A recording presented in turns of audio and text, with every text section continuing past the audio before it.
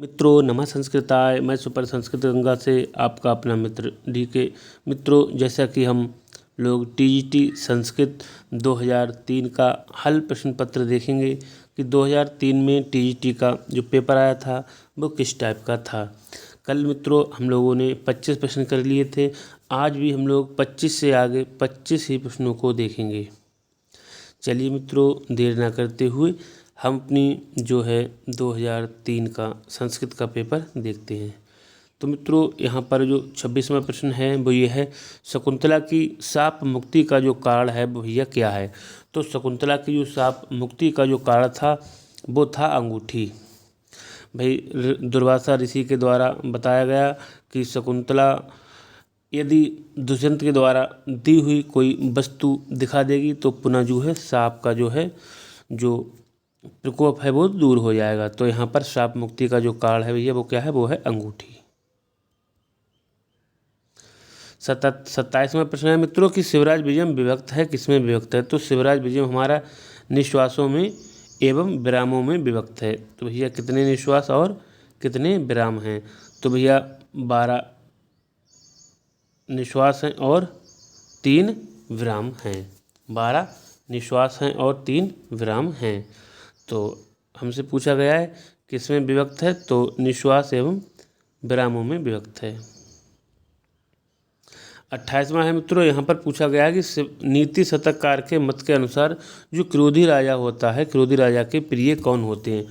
तो उसके अपने जन होते हैं या निजी सेवक होते हैं, उसके घनिष्ठ मित्र होते हैं, वो होते हैं।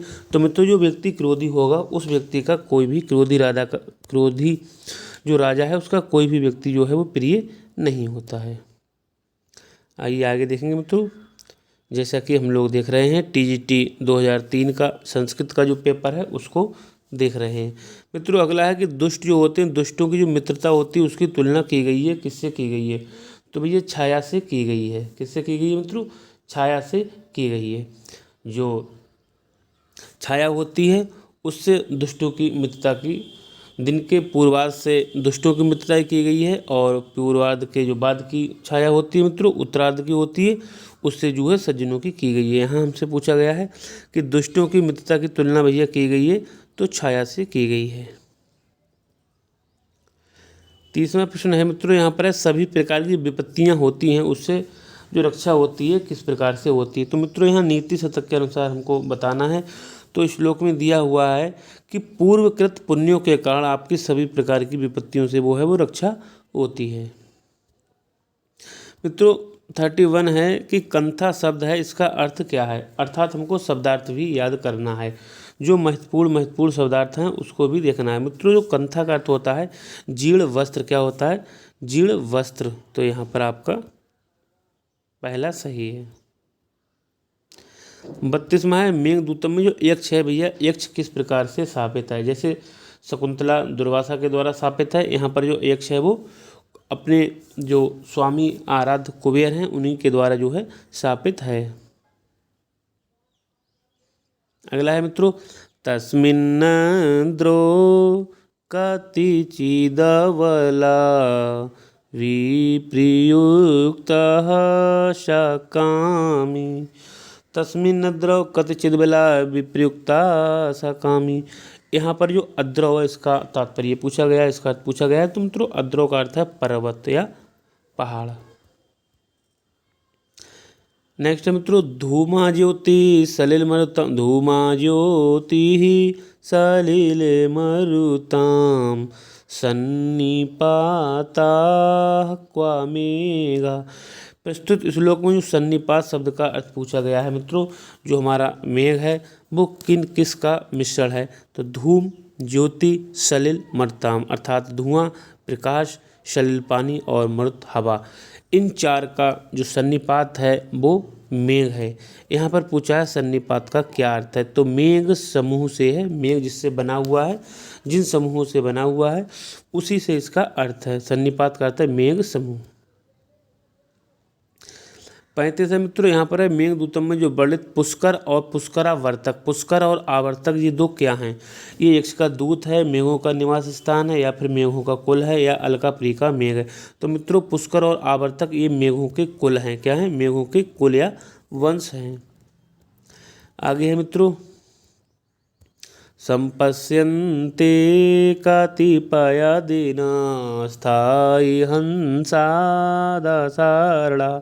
यहाँ पे जो दसाड़ है क्या है, तो मित्रों जैसा कि आपने मेघदूतम में पढ़ा होगा, ये दसाड़ा है जो, वो दसाड़ एक देश है।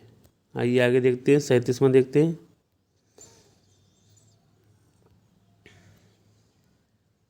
यहाँ पर है अव्ययी भाव समास की सिद्धि होने पर जो संपूर्ण पद क्या हो जाता है।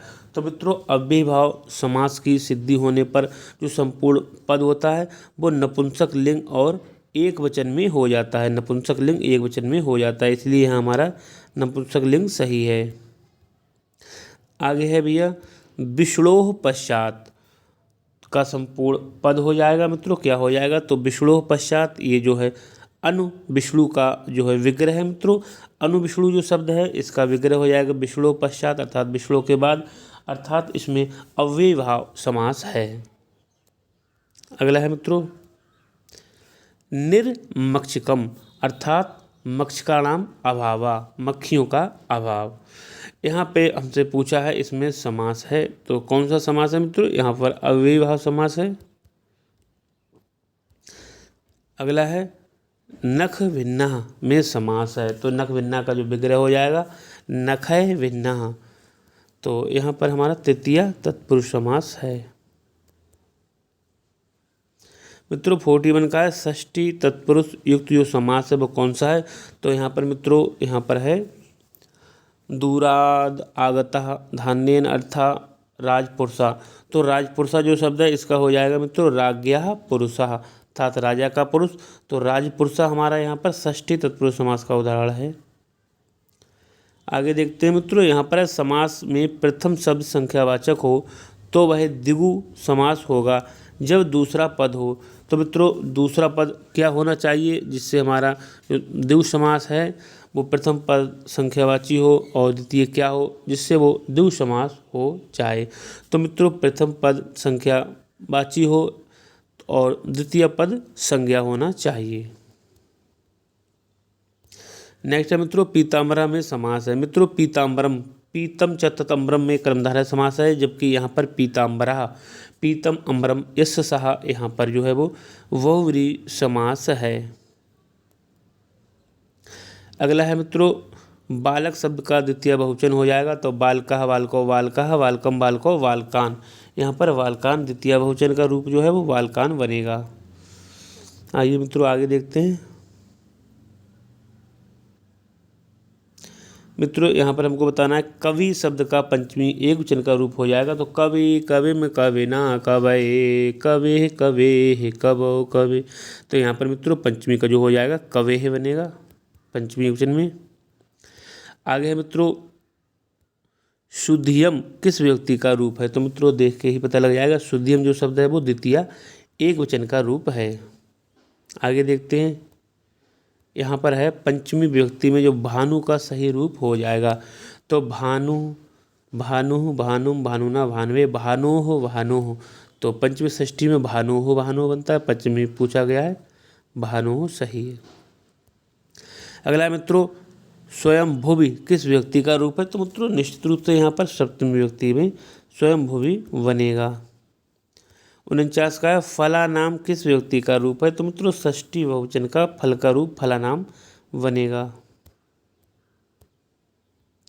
मित्रों आज का हम लोग अंतिम प्रश्न देखते हैं। यहाँ पर है षष्ठी विभक्ति में दधि का सही रूप होगा, तो मित्रों दधि और दधिनी, दधनाभ्याम और दधनो, इनमें से जो हमारा दधनो रूप है ये षष्ठी के दो वचन में बनेगा। किस में बनेगा मित्रों, षष्ठी के दो वचन में दधन्योः, दधन्योः बनेगा। षष्ठी और सप्तमी में दधन्योः, दधन्योः बनता है।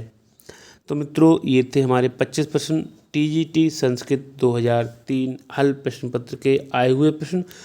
अगली वीडियो में हम इससे अगले प्रश्नों को लेकर आएंगे मित्रों। तब तक के लिए नमः संस्कृताय, आपका दिन शुभ हो।